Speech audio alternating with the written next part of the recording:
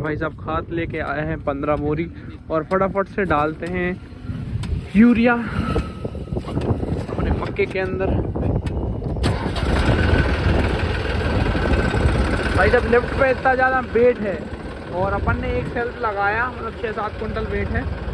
एक सेल्फ लगाया, एक सेल्फ में चालू हो गया। बाकी और कोई ट्रैक्टर होता तो लिफ्ट अगर उसकी नीचे रखनी पड़ती जब जाके चालू होता। इसको मैसी की टेक्नोलॉजी बोलते हैं भाई।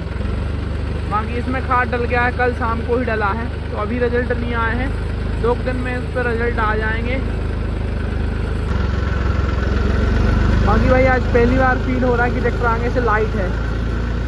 उतना ज़्यादा फर्क तो नहीं पड़ रहा, पर थोड़ा सा ऐसे हो रहा। बाकी इस बार भाई साहब बहुत अच्छा मौसम रहा है, तो मक्का पूरा टिप टॉप चल रहा है। ये बहुत ज़्यादा दिन का मक्का नहीं है, 38-39 दिन का मक्का होगा। अभी इसको 40 दिन भी पूरे नहीं हुए हैं। और जर्मिनेशन भी थोड़ा लेट आया था क्योंकि अपन ने बुआई की थी 4-5 दिन तक तो बारिश नहीं हुई थी। उसके बाद बारिश हुई थी तो 4-5 दिन वो कम कर दो, तो बहुत कम दिनों का मक्का है। अभी ग्रोथ बहुत अच्छी है। तो सबसे पहले अपन ऐसी बोरियां गिरा लेते हैं खेतों के कॉर्नर। एक और गिरा दें।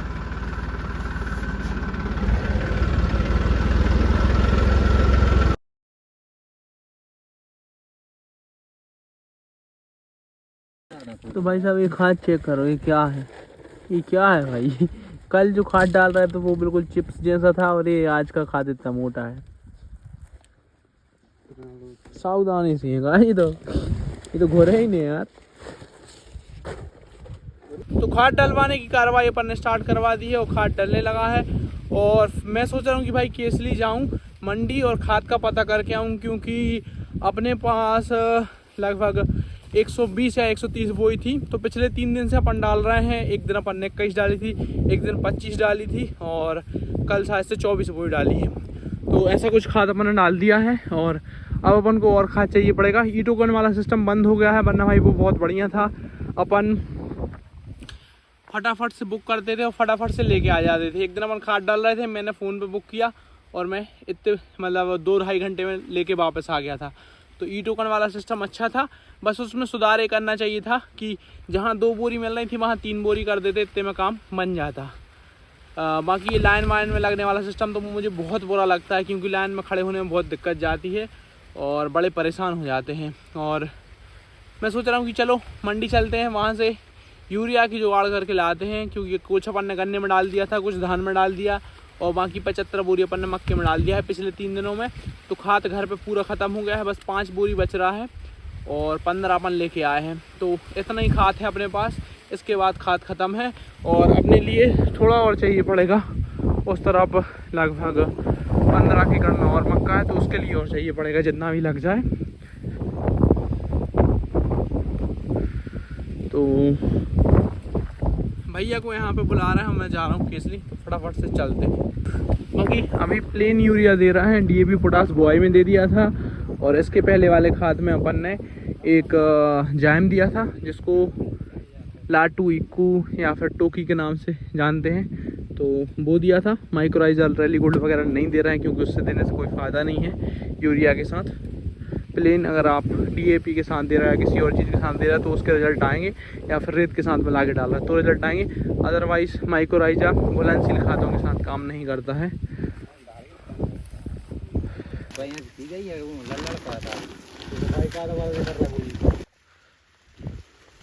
क्या कर रहे हो ये? दाना डाल रहा है। मुर्गी को दाना डाल रहा हो? अभी तक अपन भाई ऐसे डलवाते थे। ये जो यूरिया है थोड़ा बड़ी साइज़ का है, तो अपन ऐसे डलवा रहा है, तो पूरा बेड से नीचे आ रहा है, तो इसको थोड़ा डालने में टाइम लग रहा है। पर चलो कोई ना, कोई दिक्कत वाली बात नहीं। अपने पास 3 टाइप की यूरिया थे। एक बहुत मोटे साइज़ का है, देखो कितना बड़ा बड़ा है भाई, सावधानी से भी बड़ा है। एक था बिल्कुल चिप्स जैसा, एक मीडियम साइज़ का था। मीडियम साइज़ का बहुत बढ़िया रहता है। बाकी यूरिया में डिफरेंस कोई नहीं रहता। यूरिया मतलब यूरिया होता है, बस दाने का साइज़ छोटा बड़ा होता है, तो उससे कोई दिक्कत नहीं है। तो खेत पे भैया पहुंच गए हैं और अब मैं जा रहा हूँ मंडी। चलो भाई चलते हैं, देखते हैं वहाँ पे कैसी क्या कंडीशन है, मिल रहा है यूरिया नहीं मिल रहा। लो जी सर, यूरिया लेने के लिए आए थे, बड़ी मुश्किल से 20-25 बोरी यूरिया मिला है लाइन में लगने के बाद। बाकी ई टोकन वाला सिस्टम भाई बंद हो गया है, 3-4 दिन में चालू होना है। वही चालू हो जाए यार, इसमें तो बड़ी परेशानी है।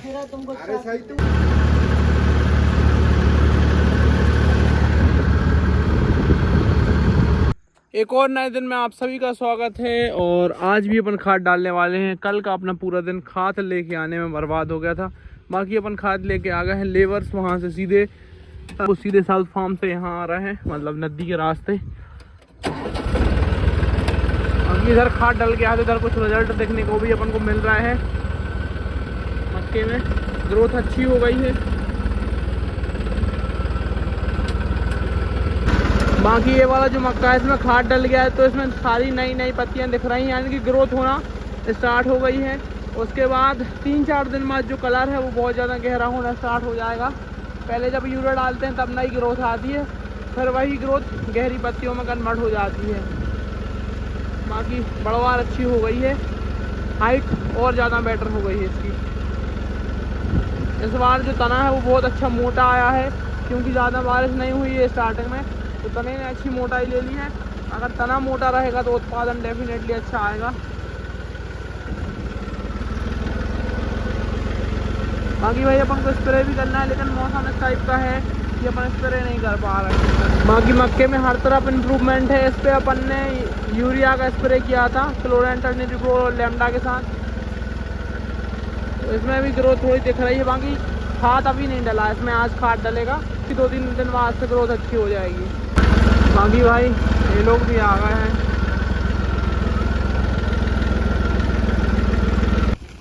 किसको नहीं मिला अभी? 15 अगस्त को प्रसाद बढ़ रहा हूँ। बाकी भाई इधर अभी खाद डला नहीं है, और इधर अभी डल रहा है। इस वाले खेत में इतने में रह गया, उस तरफ डल गया। देखो उस तरफ का कलर ही चेंज हो गया है, यहाँ पे यूरिया डल गया है। बाकी इधर से अब डलना स्टार्ट हो गया है। अपने पास लगभग 9 बंदे हैं जो कि खाद डाल रहे हैं, तो 9 बंदे लगभग 25 बोरी डाल देते हैं एक दिन में। तो आई होप कि ये वाला खेत में भी डल जाना चाहिए आज। बाकी इस टाइप से खाद डाल रहा है कुछ। बाकी भाई स्प्रे से कुछ हद तक इल्लियाँ तो मरी हैं और कुछ हद तक जिंदा भी हैं। क्लोरेंटर्निप्रो डाली थी, एक ये है। कहाँ मर गई, मर गई वाला सुहा हो गया।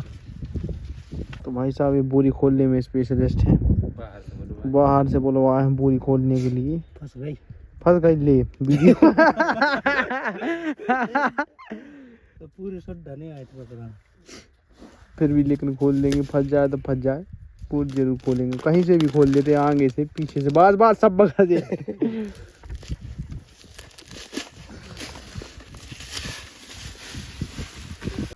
बाकी ये जो आप किट देख पा रहे हो, ये है स्टैम्प फ्लाई।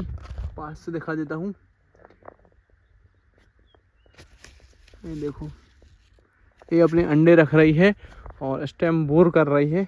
मैंने एक इधर पौधा देखा है, इसमें उसने अंडे रखे हैं, और जो स्टेम बोरर है वो उसके अंदर चली गई, और इसने पूरे पौधे को अंदर से काट पीट डाला, और नीचे से पौधा सड़ गया है। देखो टोटली नीचे जाके इल्ली ने पौधा नीचे से डिस्कनेक्ट कर दिया है।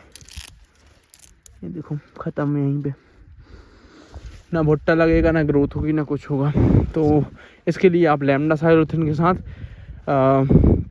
क्लोरेंटर्निप्रो का स्प्रे करें, जिससे जो भी स्टेम बोरर होगी वो भी ख़त्म होगी, और जो स्टेम फ्लाई है वो भी ख़त्म होगी। तो फ्लाई भी मरेगी और जो स्टेम बोर कर रही है वो भी मरेगी। थोड़ा अर्ली स्टेज में कर लें, क्योंकि जब ये अभी के टाइम पे अंडे रख चुकी है और अब स्टेम बोरिंग का काम चल रहा है। बाकी इधर अपन स्प्रे नहीं कर पाए थे, इधर अपन स्प्रे कर दिया था। इधर अपन स्प्रे करके गए हैं, तब से बारिश नहीं रुकी है तो इसमें स्प्रे हो नहीं पाया, अदरवाइज़ उसी दिन इस पर स्प्रे हो जाता। बाकी भाई एडवांटा 759 है ना, जो वो बहुत अच्छी ग्रोथ कर रही है हर कंडीशन में। एडवांटा 759 आगे चल रही है इस साल।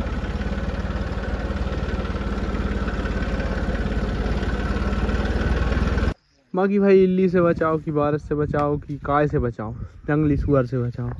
बाकी आप देख पा रहे हो ये जंगली सुअर का डैमेज है और ये लोग बोल रहे हैं कि आगे भी बहुत सारा डैमेज है भाई। तो बताओ इनका क्या किया जाए ताकि ये डैमेज ना करें। देखो ना एक आध तो घुसे हुए तो मोनो मिल जाए। बाकी भाई मैंने आपके लिए उस तरफ जो मक्का दिखाई थी वो इससे 4-5 दिन पहले की बोनी है और ये उससे 4-5 दिन बाद की बोनी है। इसकी ग्रोथ आप देखो भाई कितनी टॉप ग्रोथ चल रही है और उसकी ग्रोथ इससे कम है। मतलब ये है कि भाई जल्दी बुआई करने से ज़्यादा ग्रोथ नहीं आती है, सही टाइम पे बुआई करने से अच्छी ग्रोथ आती है। उसकी बुआई की थी तो भाई उतना अच्छी बारिश नहीं हुई थी, थोड़ा मौसम अनी बन रहा था और इसकी बुआई के तुरंत बाद बारिश हो गई थी तो इसकी ग्रोथ उससे बेटर है। उसको थोड़ा स्ट्रेस हुआ बाहर निकलने में, बाकी ये फटाक से निकल आई तो इसको कम स्ट्रेस हुआ निकलने में तो इसकी ग्रोथ अच्छी है। बाकी खेत लगभग सेम ही है और एक छोटा सा डिफरेंस और है, उसमें 2 बार मक्का लग चुकी है, इस वाले खेत में पहली बार लगी है तो उसके कारण भी थोड़ी ग्रोथ इसकी बेटर है। बाकी वो 43 पाउंड वैरायटी है, ये एडवांटा की 759 है। इल्लियाँ यहाँ पर भी देखने को मिल रही हैं, बाकी इसमें स्प्रे नहीं हो पाया है अनफॉर्चुनेटली और अब शायद कर भी नहीं पाएंगे क्योंकि बहुत हाइट बढ़ चुकी है। तो देखते हैं भाई बिना स्प्रे के कैसा क्या रहता है।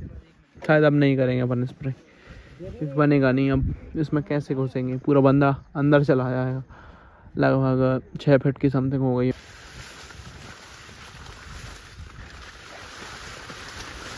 बाकी भाई जगह जगह पे इल्लियों का डैमेज देखने को मिल रहा है, लेकिन जो डैमेज है उसके बाद कहीं कहीं रिकवरी भी देखने को मिल रही है कि भाई इल्ली ऑटोमेटिकली मर गई है और रिकवरी भी हो गई है कुछ कुछ स्पॉट पर। बाकी ये मक्का बहुत बढ़िया है, खाद भी डलता जा रहा है नीचे और खाद डालने के बाद जो कलर निकल के आएगा ना नेक्स्ट लेवल होगा भाई। ये खेत बहुत ज़्यादा क्रिटिकल था, इसमें इतनी गर्रू बर्रू थी कि मैं सोच रहा था इधर से मक्का ले जाना बहुत मुश्किल रहेगा, लेकिन जब अपन ने मेहनत करी 2 बार कचरे की दवाई डाली फिर जितना बच गया था उसकी निदाई करवाई तो उसके रिजल्ट जो अपन को देखने को मिले हैं वो नेक्स्ट लेवल है भाई। बहुत अच्छी ग्रोथ है और अब अच्छा भी लग रहा है कि अच्छा खासा उत्पादन भी आएगा। जंगली सुअरों के काम पौधे को तोड़ मड़ोड़ के ख़त्म कर देते हैं। एक ये तोड़ दिया, देखो भाई यहाँ पे भी उन्होंने डैमेज किया जंगली सुअरों ने। तो अपन जितनी बोरियां लेके आए थे वो ख़त्म हो गई है भाई। दूसरी बोरियां उठाने के लिए जा रहा है, शायद से अपन 13-14 बोरियां लेके आए थे वो डल गई हैं और लेके आते हैं भाई। तो भाई साहब जहाँ पे दवाई नहीं डली वहाँ पे आप देखो इल्लियों का कितना बेकार अटैक है। तो यहाँ पे अपन कल दवाई डलवाएंगे भाई, बोतल से भी डलवा सकते हैं और स्प्रे भी करवा सकते हैं। वैसे बोतल का जो दवाई रहता है वो बहुत ज़्यादा इफ़ेक्टिव रहती है, बहुत अच्छे से काम करती है। बाकी ऐसे डालो तो उतना अच्छा काम नहीं करती है। बाकी बहुत बड़ी बड़ी इल्ली है भाई, मोटी मोटी इल्ली है। तो देखते हैं भाई क्या करवाते हैं, बोतल से डलवाते हैं, स्प्रे करवाते हैं, जो भी रहेगा मैं आपको बताऊंगा। क्योंकि मैं सोयाबीन का प्लॉट चेक करने के लिए आया था जिसमें भाई साहब IBM आ गया था, उसी प्लॉट में हूँ मैं अभी। और इसमें रबी बनने स्टार्ट हो गए हैं, फ्लावर ख़त्म हो रहा है लगभग। और अभी अपन 1-2 दिन बाद इसमें फंगीसाइड का स्प्रे करेंगे। तो या तो प्राक्सल लेंगे या तो फिर स्वाधीन फंगीसाइड लेंगे, टेबिक्विनोजोल प्लस सल्फर, या तो फिर प्राक्सल लेंगे। अगर थोड़े लेट हो जाएंगे, अगर पानी ऐसे ही गिरता रहा, अभी पानी गिर रहा है तो उसके कारण अपन स्प्रे नहीं कर पा रहे हैं, तो अगर रेगुलर पानी गिरता रहा तो अपन इसके अंदर स्वाधीन फंगीसाइड लेंगे। और अगर अभी अपन को 1-2 दिन के अंदर मौका मिल गया स्प्रे करने का तो प्राक्सल लेंगे। उसके पीछे कारण क्या है कि प्राक्सल जो है वो पौधे का जो तना है उसकी एज बहुत ज़्यादा बढ़ा देती है और फलियां सूख जाती हैं, पौधा हरा रहता है, तो थ्रेसिंग करने में बहुत दिक्कत जाती है। अपन हार्वेस्टर चलवाते नहीं हैं, थ्रेसिंग करवाते हैं। बाकी बेड प्लांटेशन से एक फ़ायदा हुआ है कि बीच में गैप है तो पौधे ने बहुत सारे रवे बनाए हैं और अगर इतनी सारी फलियाँ पूरी कंप्लीट हो गई तो अच्छा खासा उत्पादन अपन को देखने को मिलेगा, क्योंकि प्रॉपर स्पेसिंग रहती है। तो जितने फूल आते हैं वो ज़्यादा से ज़्यादा फलियों में कन्वर्ट हो जाते हैं और ज़्यादा से ज़्यादा फूल आते हैं। जितनी ज़्यादा एयरेशन आपके खेत में रहेगा उतना ज़्यादा फूल आएगा। अगर पूरा खेत सघन बुआई होता तो बहुत कम फूल आते, फिर वो भी झड़ जाते, उनमें से आधे झड़ जाते, आधे रवे बनते। लेकिन जब अपन ने बेड प्लांटेशन की है तो बहुत ही डेंजरस फूल आया था और रवे भी बहुत ज़्यादा आ रहे हैं। बहुत कम फूल हैं जो कि झड़ रहे हैं और बाकी देखते हैं आगे क्या रहता है। अभी तक तो प्लॉट अच्छा है, कहीं भी आरएबी वगैरह भी नहीं दिख रहा है।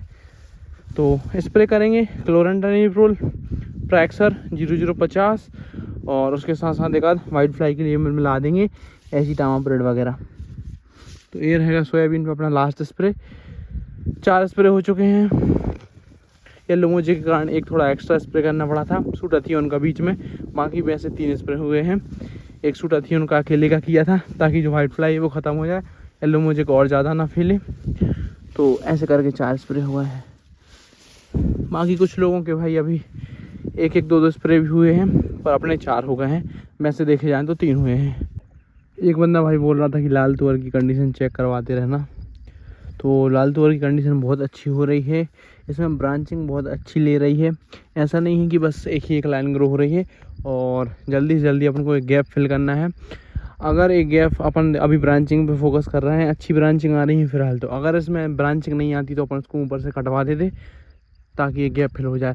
लेकिन मुझे लग रहा है कि अगले 15 दिन में गैप पूरा फिल हो जाएगा, तो ऊपर से कटिंग वटिंग करवाने की कोई ज़रूरत नहीं है। अदरवाइज़ अपन ऐसा ऊपर से थोड़ा थोड़ा तोड़वा देते। तो अभी इसमें जैसे कि मान के चलो कि 5 ब्रांचिंग है तो इसमें 10 ब्रांचिंग हो जाती। पर कभी कभी क्या होता है, जब अपन उसको ऊपर से तोड़वा देते हैं तो बहुत ज़्यादा ब्रांचिंग आती हैं, तो उसके कारण अपनी फसल भी ख़राब हो जाती है। तो आपको ये देखना है, अगर बहुत कम ब्रांचिंग है, एक ही लाइन चल रही है, तो आपको ऊपर से कट करवा देना है, तो ब्रांचिंग आने लगेंगी। लेकिन अगर अच्छी खासी ब्रांचिंग आ रही है, जैसे आप देख सकते हो इसमें अच्छी खासी ब्रांचिंग आ रही है, तो मैं अभी कुछ भी नहीं करने का सोच रहा हूँ। बाकी सोयाबीन में कहीं कहीं फलियाँ बनना स्टार्ट हो गई हैं। ये अपनी सबसे बाद वाली बोनी है, तो इसमें भी देख सकते हो छोटी छोटी फलियाँ बनना स्टार्ट हो गई हैं। बाकी दूसरे खेतों में फलियाँ बन चुकी हैं कहीं कहीं पे, तो इसमें भी कहीं कहीं ये देखो फलियाँ बन चुकी हैं। तो अब बस 1 महीना और रह रहा भाई। इस साल बारिश का पता ही नहीं चला भाई, कब आई कब ख़त्म हो गई। अभी ऐसा लग रहा है अभी तो बुआई की थी।